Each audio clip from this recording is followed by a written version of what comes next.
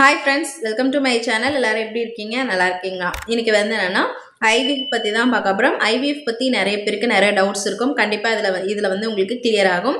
So IVF பண்ண போகிறீங்க, இல்லை ஐவிஎஃப் பற்றி ஏதாவது உங்களுக்கு விரிவான விளக்கம் வேணும்னா கண்டிப்பாக இந்த வீடியோவை ஃபுல்லாக ஸ்கிப் பண்ணாமல் பாருங்கள்.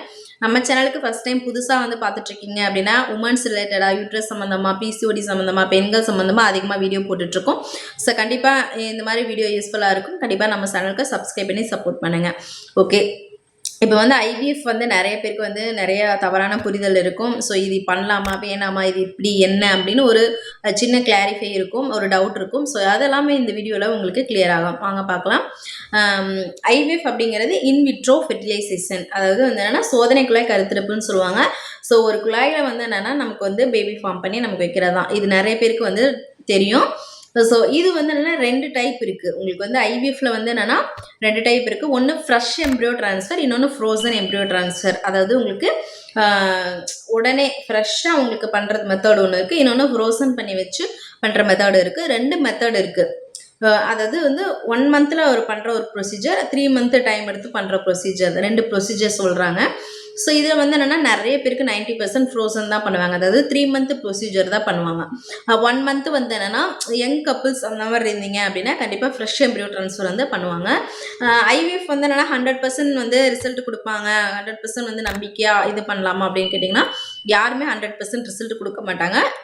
80% வரைக்கும் கொடுப்பாங்க. அது எந்த ஹாஸ்பிட்டலாக இருக்கும் சரி 80% கொடுப்பாங்க. ஸோ 100% நம்மளால் சொல்ல முடியுமான்னு கேட்டால் கிடையாது. ஸோ அது வந்து உங்களோட உடல் இது, நீங்கள் எடுத்துக்கிற ஃபுட்டு, லைஃப் ஸ்டைலு, உங்களோட எக்கோட குவாலிட்டி, அதேமாதிரி உங்கள் ஹஸ்பண்டோட செமன் குவாலிட்டி இதெல்லாமே பொறுத்து தான் வந்து இருக்குது. ஸோ இப்போ ஐவிஎஃப் எப்படி பண்ணுவாங்க அப்படின்னு நிறைய பேருக்கு டவுட் இருக்கும். ஐவிஎஃப் அப்படின்றது அந்த நான் நிறைய பேருக்கு பண்ணுற ஒரு 90% இந்த ஃப்ரோசன் தான் சொல்லணும்ல, அந்த டைப் பற்றி உங்களுக்கு சொல்கிறேன். ஸோ ஃப்ரோசன் எம்ப்ரியோ ட்ரான்ஸ்ஃபர் எப்படி பண்ணுவாங்க அப்படின்னு பார்த்தீங்கன்னா இது வந்து ஒரு 3 மந்த் ப்ரொசீஜர். ஸோ இது வந்து ஒரு 3 மாதம் டைம் எடுக்கும். ஃப்ரெஷ்ஷுங்கிறத நான் உங்களுக்கு லாஸ்ட்டாக சொல்கிறேன். ஸோ 3 மந்த் ப்ரொசீஜர் இருக்கும். ஸோ இப்போ நீங்கள் போனீங்க அப்படின்னா உங்களுக்கு இப்போ ஹாஸ்பிட்டல் போகிறீங்க ஐவிஎஃப் பண்ணுறதுக்கு அப்படின்னா என்னென்ன பண்ணுவாங்க அப்படின்னா ஃபஸ்ட்டு வந்து உங்களுக்கு வந்து ஸ்கேன் பண்ணுவாங்க. ஒய்ஃபுக்கு வந்து என்னென்ன பிளட் டெஸ்ட்டும் ஸ்கேனும் பண்ணுவாங்க. ஹஸ்பண்டுக்கு வந்து என்னென்னா செமன் அதோட குவாலிஃபை அதெல்லாமே பார்ப்பாங்க. ஸோ 2 பேருக்குமே வந்து எப்படி இருக்கீங்க, உங்களோட செமன் எப்படி இருக்குது, உங்களுக்கு வந்து எக் குவாலிட்டி எப்படி இருக்குது, ஹார்மோன் ரிலேட்டடானது, உங்களோட பிபி, சுகர், கொலஸ்ட்ரால் இது எல்லாமே காமனாக இது எல்லா டெஸ்ட்டுமே பண்ணுவாங்க. ஃபஸ்ட்டு உங்கள் 2 பேருக்கும் டெஸ்ட் பண்ணுவாங்க.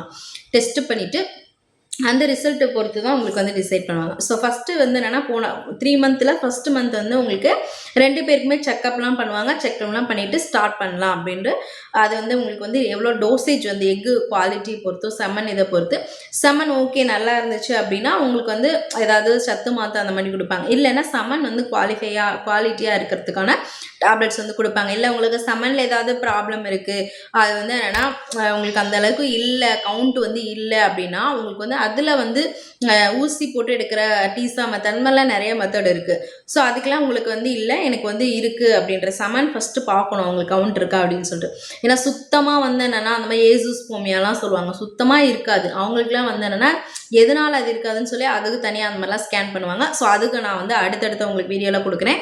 ஸோ இப்போ வந்து என்னென்னா நிறைய வந்து என்னென்னா மார்ஃபாலஜி, அதாவது உங்களுக்கு ஒன்றும் தலை அந்த மாதிரிலாம் இல்லாமல் சில ஸ்பெர்ம்ஸ் இருக்கும், சில ஸ்பெர்ம் வந்து என்ன கவுண்ட் இதாக இருக்கும், சில ஸ்பெர்மில் குவாலிட்டி, இந்த மாதிரி சின்ன சின்ன ப்ராப்ளம் தான் இருக்கும். ஸோ இந்த மாதிரி வந்து 15 மில்லியன் அந்த மாதிரி ஓகே நார்மலாக இருக்குது அப்படின்னா கண்டிப்பாக உங்களுக்கு வந்து ஐவிஎஃப் வந்து சக்ஸஸ் பண்ணுவாங்க.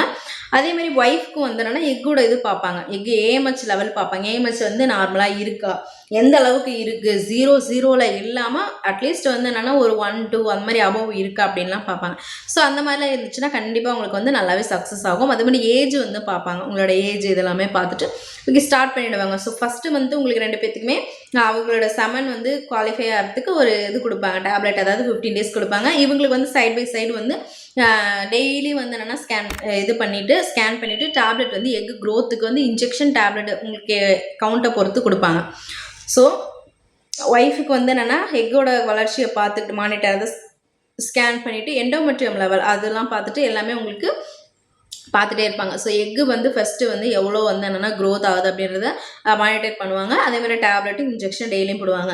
அதேமாதிரி ஹஸ்பண்டுக்கு வந்து என்னென்னா செமன் வந்து ஒரு 15 டேஸ் கழிச்சு எடுப்பாங்க. ஸோ செமன் எடுக்கிறதுக்கு செமன் குவாலிஃபை ஆகிறதுக்கு டேப்லெட்டோ இல்லை இன்ஜெக்ஷன் ஏதோ ஒன்று போடுவாங்க.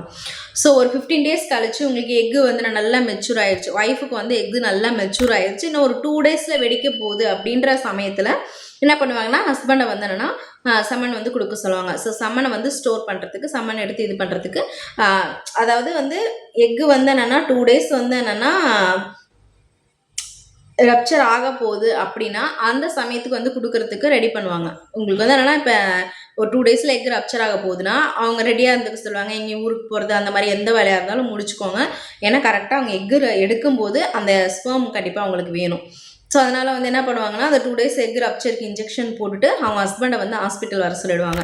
ஸோ எக் ரப்சர் இன்ஜெக்ஷன் போட்டால் எக் ரப்சர் ஆயிடுச்சு அன்றைக்கி வந்து என்னென்னா இன்ஜெக்ஷன் டேப்லெட் ரெண்டுமே வந்து அந்த இதோட ஸ்டாப் பண்ணிவிடுவாங்க. அவங்க ஒய்ஃபை வந்து என்னென்னா ஹாஸ்பிட்டல் வர சொல்லி அட்மிட் பண்ணிவிடுவாங்க. ஸோ எக் ரப்சர் ஆயிடுச்சு அப்படின்னா எக்கை வந்து என்னென்னா பிக் பண்ணிவிடுவாங்க. ஸோ எக்கை பிக் பண்ணிவிட்டு அதே சைமல்டேனியஸாக இப்படி டேல தான் வச்சுருப்பாங்க, நைட்டு வச்சுருக்க மாட்டாங்க. ஸோ டேல வந்து என்னென்னா அவங்க ஹஸ்பண்டை வந்து சமன் கொடுக்க சொல்லிடுவாங்க. ஸோ எக்கு வந்து பிக் பண்ணும்போது அவங்க ஹஸ்பண்டை வந்து சமன் கொடுக்க சொல்லுவாங்க. ஸோ அப்போ வந்து என்ன பண்ணுவாங்கன்னா எக்கை எடுத்துகிட்டு அந்த செமனையை எடுத்துகிட்டு நல்லா வந்துன்னா செமனை நல்லா பார்த்துட்டு அவங்களுக்கு வந்து என்னென்னா எது கரெக்டாக இருக்கோ அதை எம்ப்ரியாலஜிஸ்ட் அதை பார்த்துப்பாங்க. ஸோ அந்த டிபார்ட்மெண்ட் அது. ஸோ அவங்க வந்து என்னென்னா அந்த பேபி ஃபார்ம் பண்ணுற அந்த ப்ராசஸ்லாம் நடக்கும். ஸோ இது வந்து உங்களுக்கு ஃபஸ்ட்டு மந்த்லேயே வந்து முடிஞ்சிடும். அப்படியே உங்களுக்கு 3 மந்த் எடுக்குது அப்படின்னு வந்து கேட்பீங்க. ஸோ அதை நான் வந்து சொல்கிறேன். ஸோ வந்து இது வந்து ஃபஸ்ட்டு மந்த்லேயே உங்களுக்கு வந்து எக்கெல்லாம் எடுத்து பேபியெல்லாம் ஃபார்ம் பண்ணி ஃப்ரோஸ் பண்ணிவிடுவாங்க. உங்களுக்கு வந்து என்னென்னா இப்போ உங்கள் ஹஸ்பண்ட் நேம் உங்கள் ஒய்ஃப் நேம் போட்டு 2 பேரோட நேம் போட்டு ஃப்ரோஸ் பண்ணி ஃப்ரோசனில் வச்சுருவாங்க உங்களோட பேபி ஃபார்ம் பண்ணது. ஸோ அது பாய் பேபியா கேர்ள் பேபி தெரியுமா அப்படின்னு கேட்டால் அப்படிலாம் தெரியாது. ஸோ அது ரெண்டுமே உங்களுக்கு ஃப்ரோசன் பண்ணி வச்சுருவாங்க. ஸோ ஃபஸ்ட்டு மந்த் வந்து இந்த ப்ராசஸ் நடக்கும். ஸோ இது முடிஞ்சிடும். இது முடிச்சதுக்கப்புறம் உங்களுக்கு வந்து என்னென்னா அந்த எக்கு எடுத்ததுக்கான ஒரு 15 டேஸ் ரெஸ்ட்டுக்கு டேப்லெட் எல்லாமே கொடுத்து அனுப்பிச்சிடுவாங்க. ஸோ நீங்கள் ஐவிஎஃப் வந்து என்னென்னா பண்ண போகிற சென்டர் பக்கத்தில் இருந்துச்சு, நீங்கள் அடிக்கடி ஏதாவது ப்ராப்ளம் விசிட் பண்ணிக்கலாம். ஸோ இது வந்து ஃபஸ்ட் மந்த் முடிஞ்சிடும். ஸோ செகண்ட் மந்த் என்ன பண்ணுவாங்க அப்படின்னா உங்களுக்கு வந்து அதுக்கு அடுத்து 3rd மந்த் வந்து அவங்களுக்கு எம்ப்ரியோ அதாவது கரு உள்ளே வைக்க போகிறாங்க. ஸோ கரு உள்ளே வைக்க போகிறனால உங்களுக்கு செகண்ட் மந்த் வந்து க்ளீனிங் ப்ராசஸ் நடக்கும். ஸோ யூட்ரஸ் வந்து ஏதாவது வந்து என்னென்னா அழுக்கு அசடு இல்லை இப்படி இருக்குது அப்படின்றத வந்து என்னென்னா செகண்ட் மந்த் வந்து யூட்ரஸ் க்ளீனிங்னு சொல்லுவாங்க. ஸோ அது வந்து ஒரு 4 ப்ரொசீஜர் பண்ணுவாங்க. ஸோ அந்த 4 ப்ரொசீஜர் பண்ணி உங்களுக்கு வந்து என்னென்னா யூட்ரஸை வந்து க்ளீன் பண்ணுவாங்க. ஸோ செகண்ட் மந்த் வந்து நடக்கிறது வந்து யூட்ரஸ் கிளென்சிங். அது வந்து என்னென்னா நமக்கு வந்து என்னென்னா ஒரு 4 ப்ரொசீஜர் இருக்குது. அது வந்து என்னென்னா பயாப்சி பண்ணி பார்க்கறதில்ல என்னென்ன இருக்குது, ஏதாவது அழுக்கு இருக்கா, ஃபைப்ராய்டு இருக்கா, இல்லை வந்து என்னென்னா ஏதாவது கட்டி இருக்கா அப்படின்னு சொல்லி ஹிஸ்ட்ரோஸ்கோப்பியும் வந்து என்னென்னா பார்ப்பாங்க. இல்லை வந்து உங்களுக்கு வந்து ஏதாவது ப்ராப்ளம் இருந்தால் அந்த லேப்ரோஸ்கோபி ப்ரொசீஜர் இந்த மாதிரி பெரிய ஏதாவது ஃபைப்ராய்டு இருக்குது. சில பேருக்கு வந்து என்னென்னா ஃபைப்ராய்டு இருக்கும், சில பேருக்கு சின்ன கட்டி இருக்கும், பிசிஓடி இருக்கும். அதனால் பேபி வைக்கிறதுல ஏதாவது ப்ராப்ளம் இருந்துச்சுன்னா தான் இதெல்லாம் கொண்டு போவாங்க.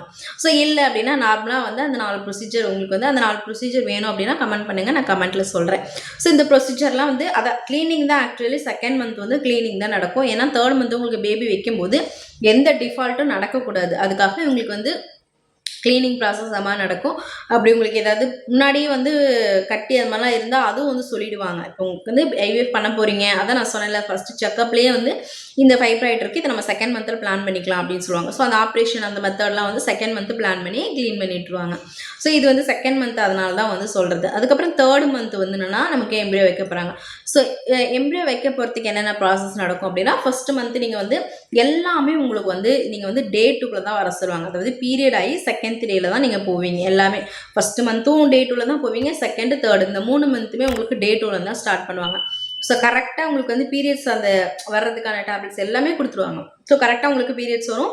ஸோ 3rd மந்தில் வந்து உங்களுக்கு செகண்ட் டே பீரியட்ஸ் வரும்போது நீங்கள் வந்து வர சொல்லிடுவாங்க. அப்போ இருந்து உங்களுக்கு வந்து என்ன பார்ப்பாங்கன்னா இப்போ பேபி வந்து எங்கே நம்ம தாக்கு பிடிச்சி நமக்கு நார்மலாக இருந்தாலும் சரி எப்படி இருந்தாலும் வளரும் அப்படின்னா நமக்கு எண்டோமெட்ரியம் லேயர் அதான் சொல்கிறீங்க. ஸோ இந்த யூட்ரஸில் வந்து பார்த்திங்கன்னா இந்த மாதிரி எண்டோமெட்ரியம் லேயர் இருக்கும்ல, அந்த லேயர் வந்து என்னென்னா பெட்டு மாதிரி இருக்கும். ஸோ அந்த லேயரில் தான் நமக்கு வந்து பேபி வந்து நல்லா பிடிச்சிக்கிட்டு அது வளர்றதே.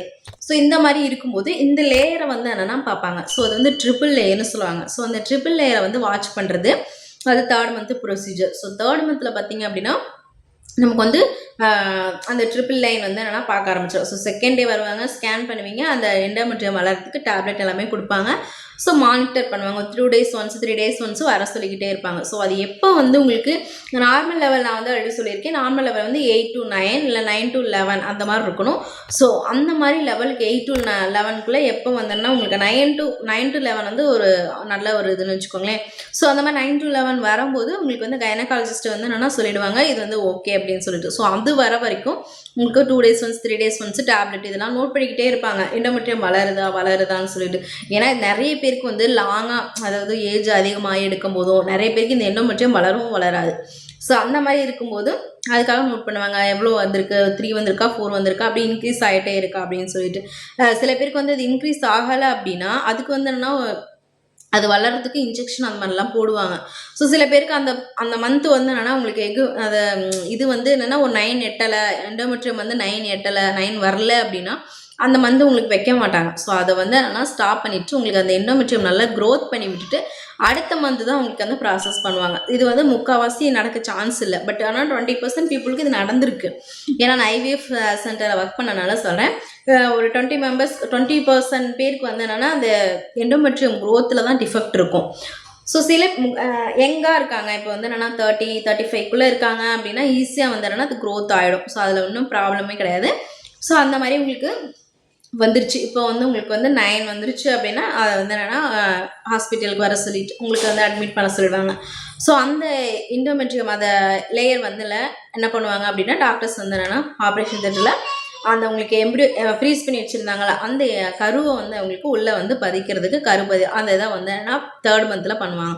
ஸோ உங்களுக்கு வந்து அந்த எம்ப்ரியோ இது பண்ணிவிட்டு அப்சர்வேஷனில் வச்சுருப்பாங்க. ஒரு 3 டேஸ் அந்த மாதிரி வச்சுருப்பாங்க. ஸோ அப்சர்வேஷனில் உள்ளே வச்சுட்டா உங்களுக்கு இப்போ உள்ள நார்மலாக நம்ம 2 பேரும் இன்டர்கோர்ஸ் பண்ணி ஹஸ்பண்ட் ஒய்ஃப் இன்டர்கோர்ஸ் பண்ணி ப்ரெக்னென்ட் ஆகிறோம்ல. ஸோ அப்போ எப்படி நம்ம நார்மலாக தானே எல்லா வேலையும் பண்ணுறோம். ஸோ அதேமாதிரி நீங்கள் நார்மலாக வந்து எல்லா வேலையும் பண்ணலாம்.